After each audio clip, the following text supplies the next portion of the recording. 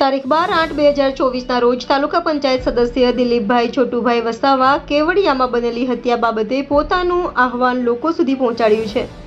જે આદિવાસી જય જોહરના સંકલ્પ સાથે દિલીપભાઈ બંને યુવાનોને તથા તેમના પરિવારજનોને ન્યાય મળે તે માટે આવતીકાલે તારીખ 13/8/2024 રોજ શ્રદ્ધાંજલિનો કાર્યક્રમ રાખવામાં આવેલ છે, જેમાં પોતે પણ ઉપસ્થિત રહેશે અને સર્વે સમાજના લોકોને વધુમાં વધુ જોડાવા આહવાન કર્યું છે। રિપોર્ટર સલાઉદ્દીન પઠાણ સાથે ઇન્ડિયા 24 ન્યૂઝ ઝઘડિયા। જય આદિવાસી જય જોહાર। કેવડિયામાં જે ઘટના બની છે, જે નવયુવાનોને ઢોર માર મારીને એમની હત્યા કરવામાં આવી છે, એ સંદર્ભમાં આવતીકાલે 13 ઓગસ્ટના દિવસે જે શ્રદ્ધાંજલિનો કાર્યક્રમ રાખવામાં આવ્યો છે, એ શ્રદ્ધાંજલિના કાર્યક્રમમાં હું પોતે પણ જવાનો છું અને મારી સાથે ઘણા મોટી સંખ્યામાં નવયુવાનો જોડાઈ અને આવવાના છે।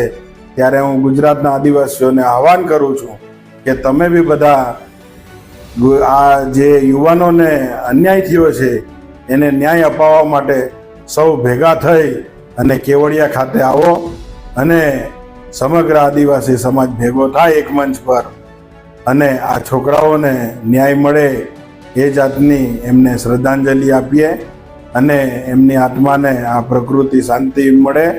અને હું કહેવા માગું છું બીજું કે જ્યારે આ કેવડિયા જેવા પ્રોજેક્ટો આવે છે ત્યારે આદિવાસીઓને અન્યાય થાય છે અને આ નવયુવાનોને જે રીતના ઢોર માર મારી અને હત્યા કરવામાં આવી છે, ત્યારે આ સમગ્ર આદિવાસી સમાજ દુઃખની લાગણી અનુભવે છે। ત્યારે હું કહેવા માગું છું સમગ્ર આદિવાસી એક થઈ અને આવા નવયુવાનોને ન્યાય મળે એટલે સૌ ભેગા થઈને ત્યાં કેવડિયા ખાતે આવીએ એવું સમગ્ર ગુજરાતના આદિવાસીઓને આહવાન કરું।